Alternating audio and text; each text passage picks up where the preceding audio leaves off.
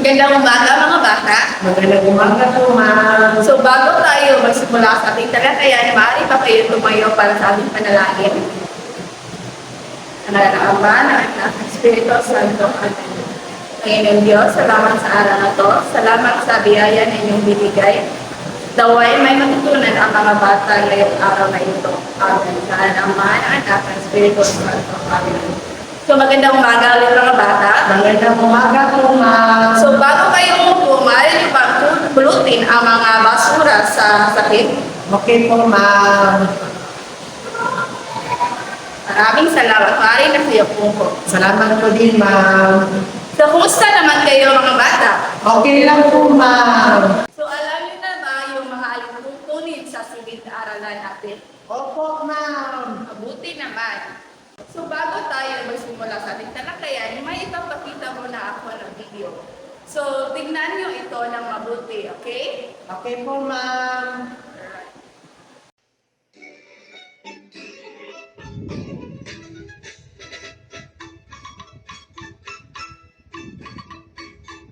Mga anyong lupa ating makikita sa kapaligiran ay matatagpuan. Bundok, kapatagan, lambak, burol, buskan, ilan lamang yan sa masisilayan. Mga anyong tubig atin ring alamin, maaring pagkunan ng ating pagkain. Ilog, karagatan, bukal, lawat, talon, halina't tuklasin, ating talakayin.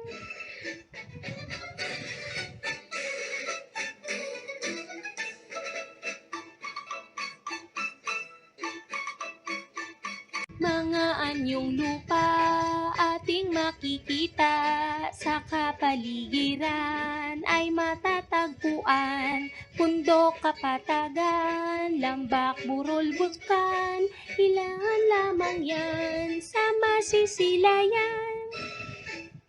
Mga anyong tubig atin ring alamin, maaring pagkunan ng ating pagkain. Ilog, karagatan, bukal, lawat, talon, halina't tuklasin, ating talakayin. At ngayon naman mga bata, base sa nakita nyo video, pamilyar na ba kayo sa ating talakayan ngayong araw? Medyo po, ma'am. Para mas magiging pamilyar pa kayo, meron akong ipakitang larawan sa inyo. Hulaan niyo lang ito kung ito ay anyong lupa o anyong tubig. Itaas lang ang kamay sa mga gustong sumagot. Naintindihan niyo ba mga bata? Opo, ma'am. Para sa unang larawan. Ryan. Anyong lupa po, ma'am. Tama, Ryan.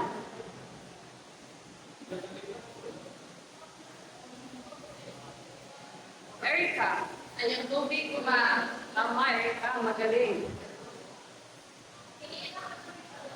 Pangatlong larawan. Anime. Anyong lupa ko ma? Tama, anime. Magaling. Para sa pang-apat na larawan. Ryan. Anyong lupa po, ma'am. Tama, Ryan. Panghuling larawan.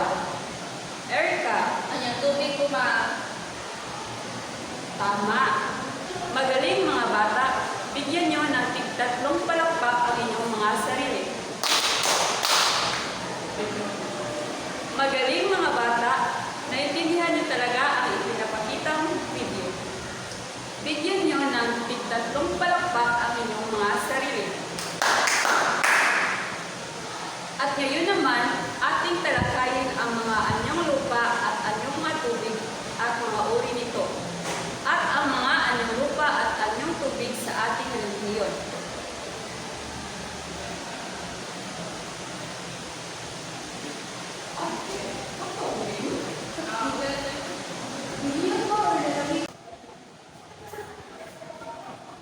Ngayon naman mga bata, ay pumunta naman tayo sa ating diskusyon kung ano-ano ang mga anyong lupa at ang mga anyong tubig. Una, ano ang anyong lupa at ang mga uri nito? Ang anyong lupa lupa ay ito ay ang pisikal na kalingan ng isang lugar naman sa ano na ibabaw at okasyon nito. Ang mga uri nito ay ang tagway. Ang tagway naman ay isang mahaba at sulitan yung lupa na kapiligiran ng tubig. Ang kasunod naman ay ang kapuluan. Ang kapuluan ay ang mga grupo ng malalaki at maliliit na pulo na kapiligiran ng katubigan. Ang sunod naman ay ang bulubundukin. Ang bulubundukin ay mataas at matarik na bundok na nagtatubig at nagsunod-sunod. Ang halimbawa ng bulubundukin na makikita dito sa Pinas ay ang Sierra Madre. At ito din ang pinakamataas na bulubundukin na makikita dito sa Pinas. Sunod naman, pwede niyo masahin kung ano ang vulkan? Opo. Bulkan, isang uri ng bundok na kung saan ang tunaw na bato ay maaring lumabas dito mula sa kailaliman ng lupa. Tama ka dyan. Ang vulkan ay ito ang halimbawa nito. Kita ito Ang halimbawa na ang halimbawa ng vulkan na makikita nito sa Pilipinas ay ang Canlaon. Canlaon volcano or ang vulkan Canlaon. Ang sunod naman, bundok, pwede ba kayo umasa? Opo. Isang pagtaas sa lupa kung saan may matapalig na bahagi at ito ay mas mataas kaysa sa bundok. Okay, tama kayo dyan. Ang halimbawa ng bundok na makikita dito sa Pilipinas ay ang Mount Apo o ang bundok Apo. Ang Bohol naman ay mabilog na tubis. Ito ay mas mababa kaysa bundok. Ang halimbawa na makikita natin dito sa Pilipinas ay ang Chocolate Hills. Alam niyo ba kung ano ang Chocolate Hills? Opo. Okay, magaling mga bata. Ang sunod ay baybayin. Ang baybayin ay bahagi ng lupa na malapit sa tabing dagat. Ang baybayin naman ay ito ay tinatawag na shore. At ito ang isang halimbawa ng isang baybayin. Ang sunod naman ay disyerto. Dito sa Pilipinas, may wala tayong makikita ng disyerto. Pero ang disyerto ay isang makinig na anyong lupa. Ang sunod naman ay kapatagan. Maaari nyo ba itong basahin? Opo. Salamat at magaling. Ang sunod naman ay lamba. Ang lamba ay kapatagan ng pinigiran ng mga bundok. Ang huling kanyang lupa ay kalampas. Patag naman yung lupa, pero ang kaibahan nito sa lamba ay nakalatag sa isang mataas na lugar. So alam na natin ano ang mga uri ng mga anyong lupa. Pumunta naman tayo sa mga uri ng mga anyong tubig. Ano ang anyong tubig? Pwede makibasa mga bata? Opo. Ito ay malaki o maliit na pagtibon ng tubig na maagos na kapatid o nakapaibabaw sa bahagi ng mundo. Tama kayo dyan. Ang anyong tubig ay makikita kung saan-saan sa lugar. At ang mga anyo nito ay isa ang pulo. Lupain ng libutan ng tubig. Ang sunod naman ay tagos. Mas maliit sa tagwan. Ang sunod ay karagatan. Ang karagatan ay ang pinakamalawak at pinakamalalat na manim na anyong tubig. At ang halimbawa nito ay ang Pacific Ocean o karagatang Pasifiko. Ang sunod naman ay dagat. Ito ay malawak na anyong tubig na mas maliit lamang ang sukat sa karagatan. Ang bunga naman mga bata, pwede nyo man basahin? Bukas, anong tubig na mula sa ilalim ng lupa? Okay, tama kayo dyan. Ang sunod naman ay ang ilog. Ang ilog naman ay isang mahaba at makikita na anyong tubig na umaagos patungo sa dagat. Ang ilog at ang dagat ay nakakonekta naman ito sila. Next, ang gulpo. Ang gulpo ay isang malawak na loob. Ang loob naman ay isa kayong tubig na nagsilbing daluyan ng mga barko at sa sakyang pangdagat. Ang sunod ay isang ikot. Pwede ibasa mga bata kung ano ang isang ikot? Ipon, ipin na naatubig na liwanag sa dalawang malaking tubig tulad na dagat o sa karagatan. Tama kayo dyan. Ang sunod naman ay talon. Maritim at mahaba ng tubig sa isang sapa. Ang huling anyong tubig ay ang lawa. Ang lawa ay isang anyong tubig na kapiligiran ng lupa. Naiintindihan niyo ba kung ano ang mga uri ng anyong tubig at anong lupa sa ating kapiligiran? Ngayon naman, may tatlong akong larawan na ipakikita sa inyo. At sasabihin niyo lang kung ito ba ay isang anyong tubig o anyong lupa. Kung alam niyo kung ano ang pangalan ng anyong lupa at anyong tubig ito, at pakisabi. Unang larawan. Anong tubig? Tama ka dyan. Anyong tubig at ito ay isang talon. Kasunod naman, ano ito? Anong lupa? Tama kayo dyan. Ito ay anyong lupa at borol. Anong pangalan ng borol nito? Chocolate hills. Tama kayo, chocolate hills. Ito naman, ano naman ang kasunod na larawan? Tama kayo dyan. Ito ay bulkan at ito ang kanlahon volcano na sinabi ko kanina. Ngayon mga bata, meron tayong makikita ng mga anyong lupa at mga anyong tubig na makikita sa ating region. At ang mga halimbawa nito ay yung mga larawan na pinakita ko. Yung chocolate hills, yung Canlaon Volcano, at marami pang iba na napakita ko sa larawan na ito.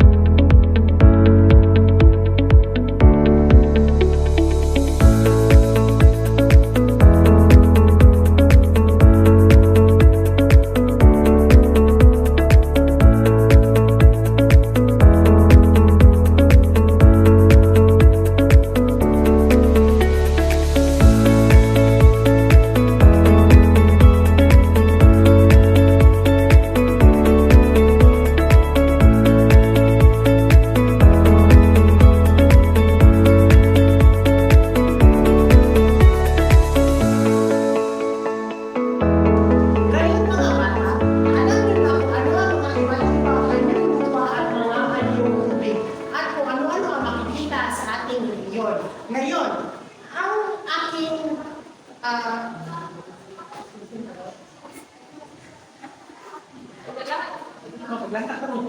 Mga sample na lupa.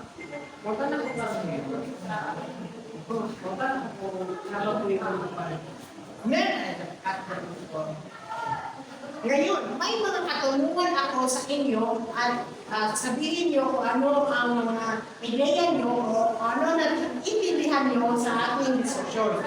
Una, magbigay ng isang halimbawa ng anyong lupa na makikita dito sa ating rehiyon, ang rehiyon 7.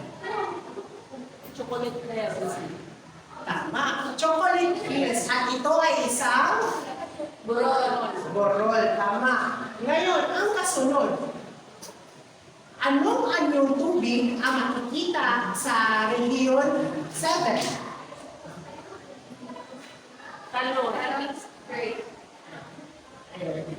Ano pa ilakasan? Pinko Beach. Tama. Ito din ay isang halimbawa ng anyong tubig na makikita sa ating rehiyon. Ngayon, ang pag-alaga sa ating mga anyong lupa, anyong tubig ay mahalaga kasi ito ay isang maganda at malinaw kung paano ito pahalagayin. At ngayon, ngayon, naintindihan niyo ba ang itinarakay kanina? Opo, ma'am. Magaling. At ngayon ay pupunta tayo sa ating aktibidad. Sa inyong aktibidad, pumili ng isang anyong tubig at anyong lupa sa inyong reliyon. Sa isang buong papel, hatiin ito sa dalawa at iguhit ang napiling anyong lupa at anyong tubig. Bibigyan ko kayo ng 10 minuto para tapusin ito.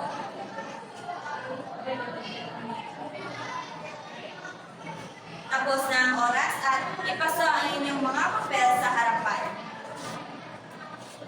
Ngayon naman ay gusto kong malaman kung ano ang iyong paborito lugar sa rehiyon at bakit dapat nating pagpapalagahan ang mga ito.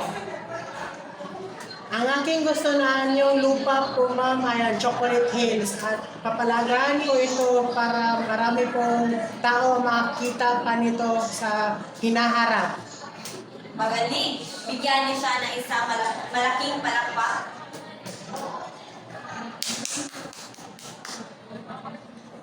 Ikaw naman. Magaling! At sa palagay ko ay naintindihan niyo ang mga itinalakay kanina. Palakpakan niyo naman ang inyong mga sarili.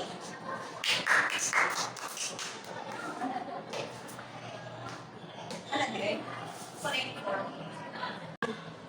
At ngayon naman mga bata, dahil tapos na tayo sa ating diskusyon, punta naman tayo dito sa pagtataya. At dito sa pagtataya, susubukin natin ang inyong naintindihan sa ating diskusyon. At narito ang mga panuto at bibigyan ko kayo ng 10 minuto upang sagutin ang mga ito. Kumuha na kayo ngayon ng isang buong papel upang magsimulang sagutan ng mga ito. Okay, at ngayon, Kasi ito, Ikat pa lang dyan. Ikat ko na to dito. tapos na ang oras. Tapos na ang oras. Ayun, tanong sa camera din sa pan. at ngayon, tapos na ang oras sa aking ibinigay sa inyo upang sagutan ang mga sumusunod. Ngayon naman, punta naman tayo dito sa inyong takdang aralin. At bibigyan ko kayo ng 5 minuto upang kopyahin ang mga ito. At ngayon mga bata, tapos na ang oras na aking binigay sa inyo, ipasa nyo sa harapan ang inyong mga papel na sinakdan. At ngayon naman, bago tayo matapos sa aralin ito, ay gusto kong kopyahin niyo muna ang iyong takdang aralin. At bibigyan ko kayo ng 5 minuto upang kopyahin.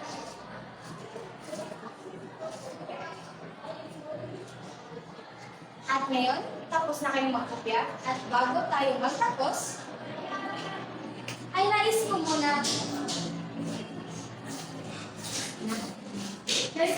masabi at ngayon naman, bago tayo magtapos, nais ko muna kayong galimin kung naintindihan niyo ng maayos ang ating diskusyon ngayong araw. May mga katanungan ba kayo? Wala po, ma'am. Magaling. Magaling. At ngayon naman, nais kong tumayo ang lahat para sa ating closing prayer. Ating Ito yan ay para sa stay panalangin. panapos na panalangin. Panapos na panalangin.